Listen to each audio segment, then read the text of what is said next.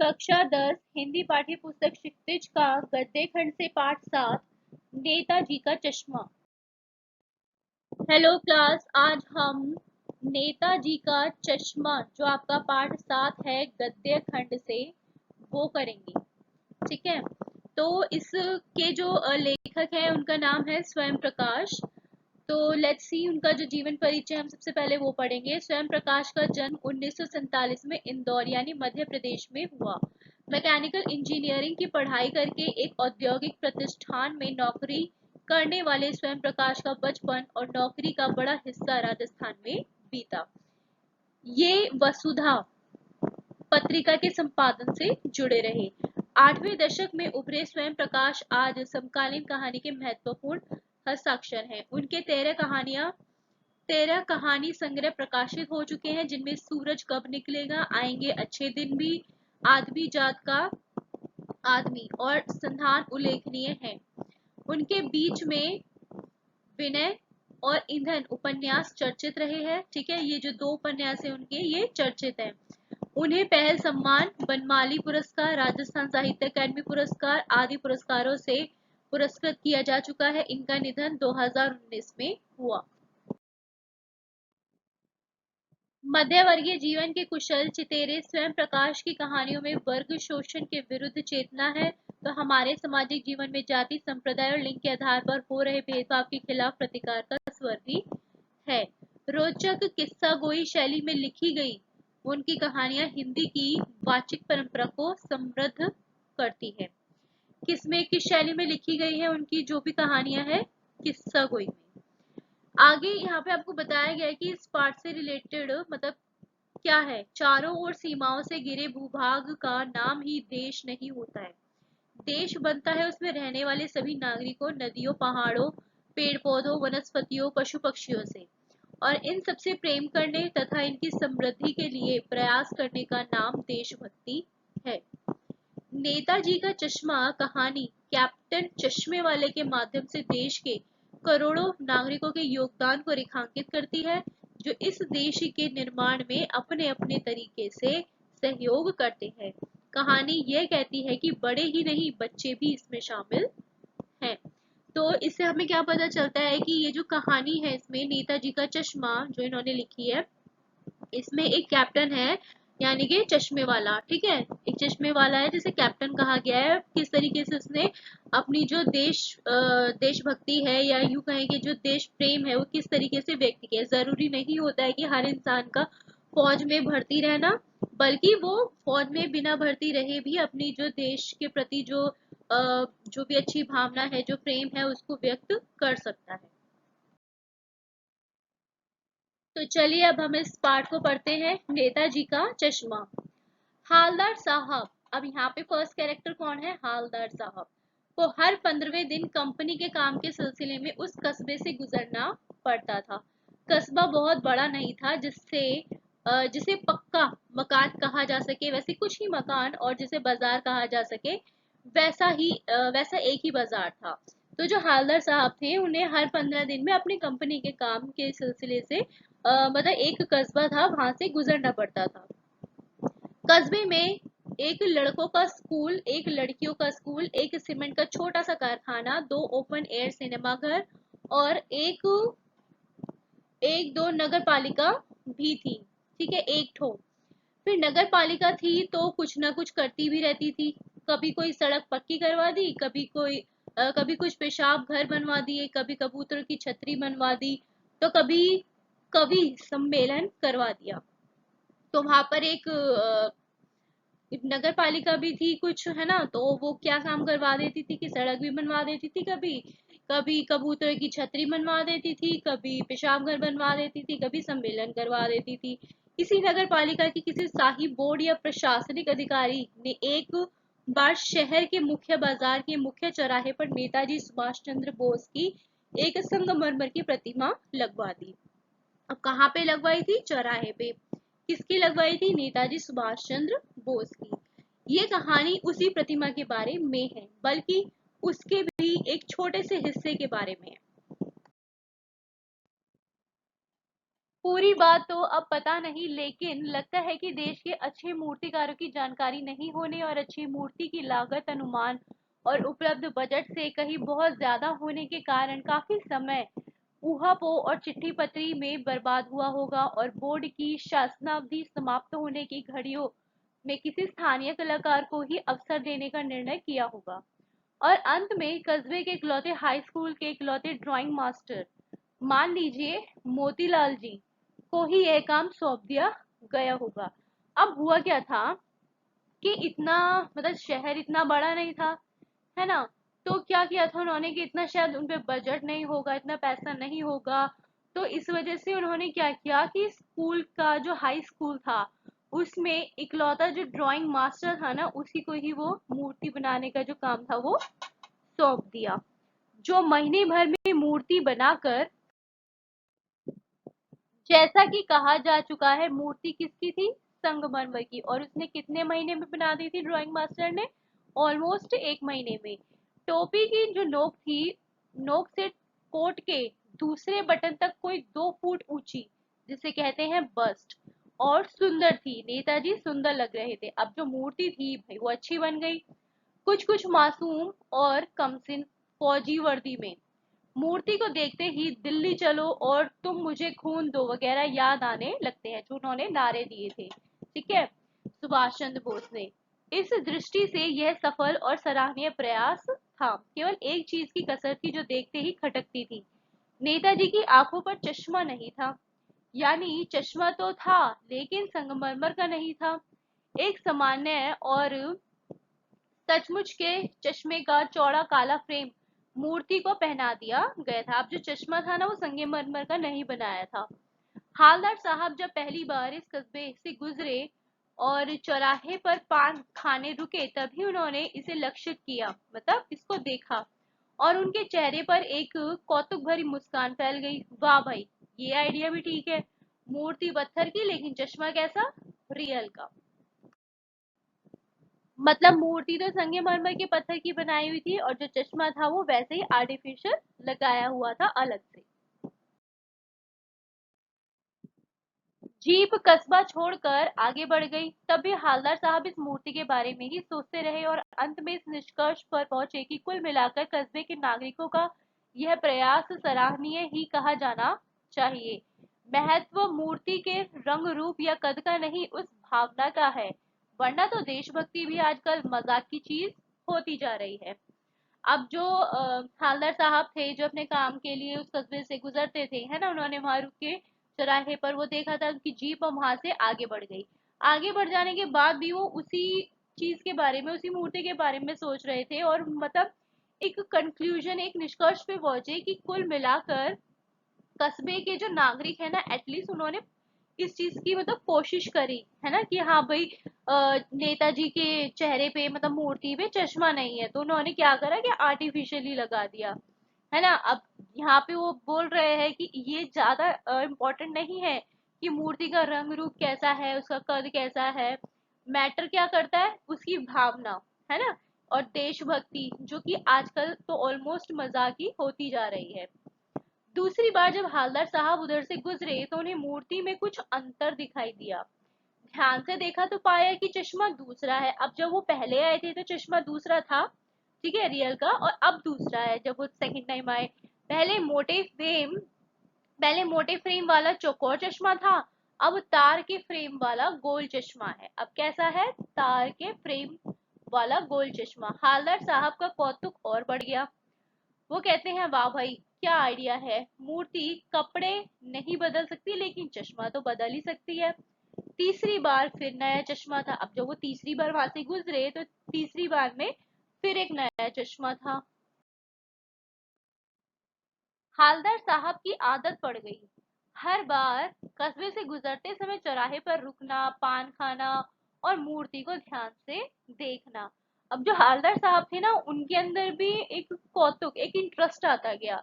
तो वो हर बार जब भी वहां से गुजरते थे ना, तो उस चौराहे पर जरूर रुकते थे जहाँ पे नेताजी की मूर्ति थी, और उसको बड़े ध्यान से देखा करते थे। एक बार जब कौतूहल दुर्मनीय हो उठा तो पान वाले से ही पूछ लिया, क्यों भाई, क्या बात है? ये तुम्हारे नेताजी हर बार चश्मा बदल कैसे जाता है, मतलब उनका चश्मा हर बार कैसे बदल जाता है। तो वहीं पर जो पान वाला था उन्होंने उससे पूछा। पान वाले के खुद के मुंह में पान ठुसा हुआ था उस वक्त। वो एक काला मोटा और खुश मिजाज आदमी था। अब पान वाले का यहाँ पे बताया गया है कि वो कैसा आदमी था। काला था, मोटा था और खुश मिजाज था। हालदार साहब का प्रश्न सुनकर वह आंखों ही आंखों में हंसा, मतलब उसे हंसी आने लगी। उसकी तोंद थिरकी। जब वो हंसा ना तो उसकी तोंद, मतलब इतना मोटा था वो, उसकी तोंद भी थिरकने लग गई। पीछे घूमकर उसने दुकान के नीचे पान थूका और अपनी लाल काली बत्ती सी दिखाकर बोला, कैप्टन चश्मे वाला करता है। अब यहाँ पे किसकी एंट्री हुई है? चश्मे वाले की। चश्मे वाले को कैप्टन कहा जाता था। तो क्या बोला उसने कि ये कौन करता है जो चश्मे बदलता है? कैप्टन चश्मे वाला। तो वो कहते हैं हालदार साहब की क्या करता है? हालदार साहब कुछ समझ ही नहीं पाए। चश्मा चेंज कर देता है, पान वाले ने समझाया। अब पान वालों ने बताता है कि भाई वो चश्मा ना चेंज कर देता है हर बार। तो हालदार साहब कहते हैं क्या मतलब, क्यों चेंज कर देता है? हालदार साहब अब भी नहीं समझ पाए। कोई ग्राहक आ गया समझो, उसको चौड़े चौखट चाहिए तो कैप्टन किधर से लाएगा। तो उसको मूर्ति वाला दे दिया, उधर दूसरा बिठा दिया। मतलब यहाँ पे जो पान वाला है वो ये समझाने की कोशिश कर रहा है कि भाई चश्मे वाला जो था, तो उसके बाद जब कोई चश्मा खरीदने के लिए आता था, अब जैसे कोई उसने मूर्ति पे चश्मा लगा रखा है, अगर बाई चांस किसी को वो फिट आ जाता था, वो पसंद आ जाता था, तो वो उसको दे देता था और मूर्ति के ऊपर कोई दूसरा चश्मा लगा दिया करता था। अब हालदार साहब को बात कुछ कुछ समझ में आई। एक चश्मे वाला है जिसका नाम कैप्टन है, उसे नेताजी की बगैर चश्मे वाली मूर्ति बुरी लगती है। मतलब जो चश्मे वाला था ना, उसको नेताजी की बिना चश्मे की मूर्ति अच्छी नहीं लगती थी, बल्कि आहत करती थी, उसको दुख होता था, मानो चश्मे के बगैर नेताजी को असुविधा हो रही हो। इसलिए वह अपनी छोटी सी दुकान में उपलब्ध गिने चुने फ्रेमों में से एक नेताजी की मूर्ति पर फिट कर देता है। लेकिन जब कोई ग्राहक आता है और उसे वैसे ही फ्रेम की दरकार, मतलब किसी को अगर बिल्कुल वैसा ही फ्रेम चाहिए होता है अपने चश्मे के लिए जैसा मूर्ति पर लगा है, तो कैप्टन चश्मे वाला मूर्ति पर लगा फ्रेम नेताजी से क्षमा मांगते हुए लाकर ग्राहक को दे देता है और बाद में नेताजी को दूसरा फ्रेम लौटा देता है। वाह भाई, खूब, क्या आइडिया है। लेकिन भाई एक बात अभी भी समझ में नहीं आई। अब यहाँ पे जो हालदार साहब है उन्हें एक बात समझ में नहीं आई, तो वो पान वाले से पूछते हैं। हालदार साहब ने पान वाले से फिर पूछा, नेताजी का ओरिजिनल चश्मा कहाँ गया? तो पान वाला क्या कहता है? पान वाला दूसरा पान मुंह में ठूस चुका था। उस वक्त दोपहर का समय था, दुकान पर भीड़ भाड़ अधिक नहीं थी। वह फिर आंखों ही आंखों में हंसा, उसकी तोंद थिरकी। कत्थे की डंडी फेंक पीछे मुड़कर उसने नीचे पीक थूकी और मुस्कुराता हुआ बोला, मास्टर बनाना भूल गया। मतलब वो कहता है कि जो मास्टर है वो बनाना भूल गया, यानी कि जो संगमरमर पत्थर की जो मूर्ति बनाई थी, उसी पत्थर का जो चश्मा बनना था वो बनाना, वो जो ड्राइंग मास्टर है वो बनाना भूल गया है। पान वाले के लिए यह एक मजेदार बात थी, लेकिन हालदार साहब के लिए चकित और द्रवित करने वाली। यानी वे ठीक ही सोच रहे थे। मूर्ति के नीचे क्या लिखा था? मूर्ति का मास्टर मोतीलाल वाकई कस्बे का अध्यापक था। बेचारे ने महीने भर में मूर्ति बनाकर पटक देने का वादा कर दिया होगा। मतलब वो अपने माइंड में सोच रहे हैं कि शायद उस मूर्तिकार ने एक महीने के अंदर मूर्ति बनाने का वादा कर दिया होगा, और शायद उसने वो मूर्ति बना भी ली होगी। लेकिन पत्थर में पारदर्शी चश्मा कैसे बनाया जाए, है ना? अब पत्थर में वो चश्मा कैसे बनाएगा कांच वाला, ये तय नहीं कर पाया होगा। मतलब उसे समझ नहीं आया होगा, या वो डिसाइड नहीं कर पाया होगा कि वो कैसे बनाएगा, या कोशिश की होगी और वो असफल रहा होगा, या बनाते बनाते कुछ और बारीकी के चक्कर में चश्मा टूट गया होगा, या पत्थर का चश्मा अलग से बनाकर फिट किया होगा और वह निकल गया होगा। उफ, अब ये सारी चीजें हालदार साहब के दिमाग में आ रही हैं कि शायद ऐसा ऐसा हुआ होगा। हालदार साहब को यह सब कुछ बड़ा विचित्र और कौतुक भरा लग रहा था।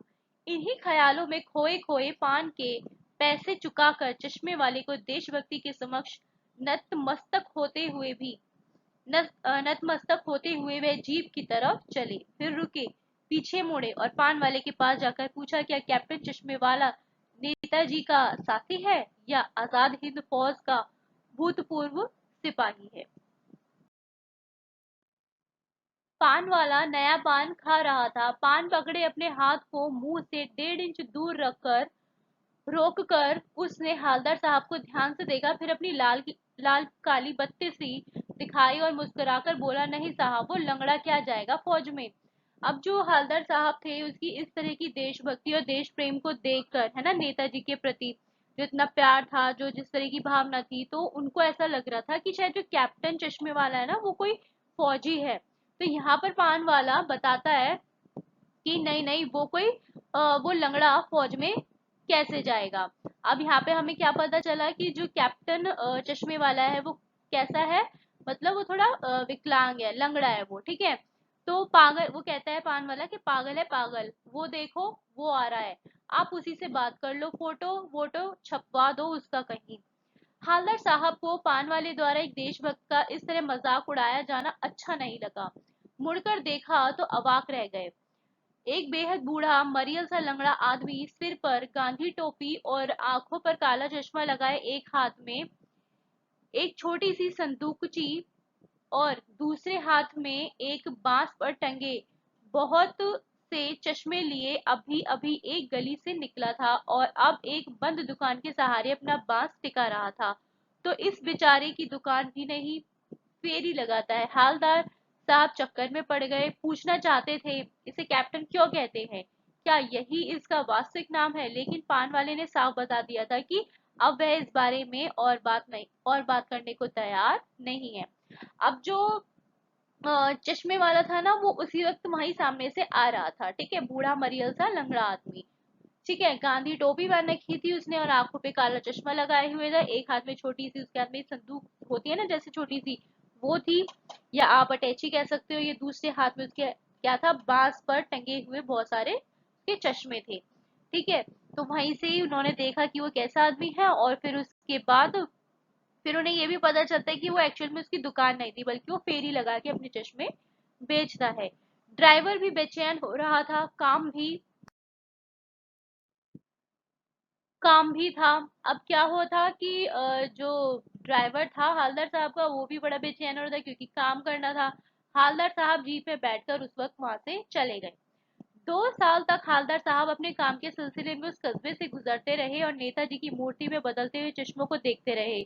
कभी गोल चश्मा होता तो कभी चौकोर, कभी लाल, कभी काला, कभी धूप का चश्मा, कभी बड़े कांचों वाला गोगो चश्मा, पर कोई ना कोई चश्मा होता जरूर था, ठीक है, मतलब वो मूर्ति बिना चश्मे के नहीं रहती थी।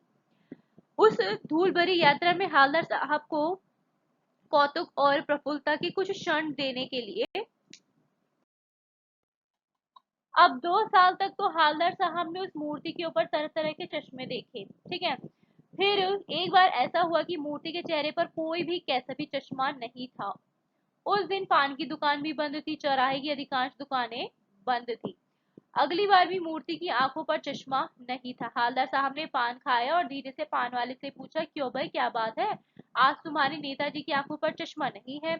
पान वाला उदास हो गया, उसने पीछे मुड़कर मुंह का पान नीचे थूका और सिर झुकाकर अपनी धोती के सिरे से आंखें पोंछता हुआ बोला, साहब, कैप्टन मर गया है। अब यहाँ पे आपने देखा होगा कि जो पान वाला था, वो इससे पहले तो मतलब कैप्टन के बारे में बड़ा ही उसका उपहास उड़ाता रहता था, अजीब तरीके से उसके बारे में बोलता था, है ना, कि भाई वो कहाँ फौज में जाएगा लंगड़ा, ऐसे करके। लेकिन अब जब क्या हमें पता चलता है कि जो पान वाला है, वो यहाँ पे उदास हो जाता है ना, और अपना पान थूकर सिर झुकाकर, सबसे पहले तो उसकी आंखों में आंसू आ जाते हैं, तो अपनी धोती से क्या करता है, अपने आंसू पोंछता है और कहता है हालदार साहब से कि साहब, कैप्टन जो है वो मर गया। यानी कि पान वाले को भी उसके मरने का दुख हुआ और कुछ नहीं पूछ पाए हालदार साहब। कुछ पल चुपचाप खड़े रहे, फिर पान के पैसे चुकाकर जीप में आ बैठे और रवाना हो गए। बार बार सोचते क्या होगा उस कौम का जो अपने देश की खातिर घर गृहस्थी, जवानी, जिंदगी, सब कुछ होम देने वालों पर भी हंसती है और अपने लिए बिकने के मौके ढूंढती है। दुखी हो गए। 15 दिन बाद फिर उसी कस्बे से गुजरे। कस्बे में घुसने से पहले ही ख्याल आया कि कस्बे की हृदय स्थली में सुभाष की प्रतिमा अवश्य ही प्रतिष्ठापित होगी, लेकिन सुभाष की आंखों पर चश्मा नहीं होगा, क्योंकि मास्टर बनाना भूल गया और कैप्टन मर गया। अब यहाँ पर जो हालदार साहब हैं वो ये सोच रहे हैं, मतलब पान वाले के ऊपर बात को रख के, कि जो पान वाला था भाई वो तो जैसे मतलब मजाक उड़ाता था, है ना, कैप्टन का, चश्मे वाले का। तो ऐसे लोग अपने कौम को, है ना, अपने कौम का, अपने देश की खातिर घर गृहस्थी जवानी सब कुछ होम देने वालों पर भी हंसती है, मतलब इस तरीके से हंसती है देशभक्ति के ऊपर। कोई काम अगर कोई कर रहा है कोई इंसान तो, है ना, और क्या करती है कि खुद छोटी सी चीज के लिए या छोटी सी रिश्वत के लिए बिक जाते हैं। तो वो दुखी हो जाते हैं, 15 दिन बाद वो फिर उसी कस्बे से गुजरते हैं। फिर उसके बाद उनके मन में ख्याल आता है कि भाई जो उनकी मूर्ति है सुभाष चंद्र जी की, उसके ऊपर चश्मा कैसे लगा, क्योंकि जो मास्टर था, है ना, जिसने मूर्ति बनाई, वो तो चश्मा बनाना भूल गया और जो कैप्टन था वो मर गया। सोचा आज वहां रुकेंगे नहीं, पान भी नहीं खाएंगे, मूर्ति की तरफ देखेंगे भी नहीं, सीधे निकल जाएंगे। तो उनके मन को, उनको भी दुख हो रहा था, तो उन्होंने अपने मन में सोचा कि भाई आज हम वहां नहीं रुकेंगे, सीधा वहां से निकल जाएंगे। ड्राइवर से कह दिया चौराहे पर रुकना मत, आज बहुत काम है, पान आगे कहीं पर खा लेंगे। लेकिन आदत से मजबूर आंखें चौराहे आते ही मूर्ति की तरफ उठ गई। कुछ ऐसा देखा कि की चीखे की चीखे और कहा कि रोको, जीप स्पीड में थी। ड्राइवर ने जोर से ब्रेक मारे। रास्ता चलते लोग देखने लगे। जीप रुकते न रुकते हालदार साहब जीप से कूदकर तेज तेज कदमों से मूर्ति की तरफ लपके और उसके ठीक सामने जाकर अटेंशन में खड़े हो गए। मूर्ति के सामने, मूर्ति की आंखों पर सरकंडे से बना छोटा सा चश्मा रखा हुआ था, जैसा बच्चे बना लेते हैं। हालदार साहब जो थे वो भावुक हो गए, मतलब बहुत ज्यादा इमोशनल हो गए थे। इतनी सी बात पर उनकी आंखें वहां पे भर आई। अब हालदार साहब की जो आंखें भर आई थी, उन्हें ऐसा लग रहा था कि भाई जो बच्चे हैं, कम से कम एटलीस्ट जैसे छोटे बच्चे अपने खेल में बना लेते हैं ना सरकंडे का चश्मा, तो उस तरीके से वो बनाकर किसी बच्चे ने उनकी मूर्ति पर लगा दिया। तो वो खुश हुए कि कहीं ना कहीं हमारे समाज में अभी भी ऐसे लोग हैं, फिर चाहे वो बच्चे ही क्यों ना हो या युवा पीढ़ी क्यों ना हो, वो अभी भी ऐसी है जो देशभक्ति और देश प्रेम में विश्वास रखती है, उनके अंदर ऐसी भावनाएं हैं।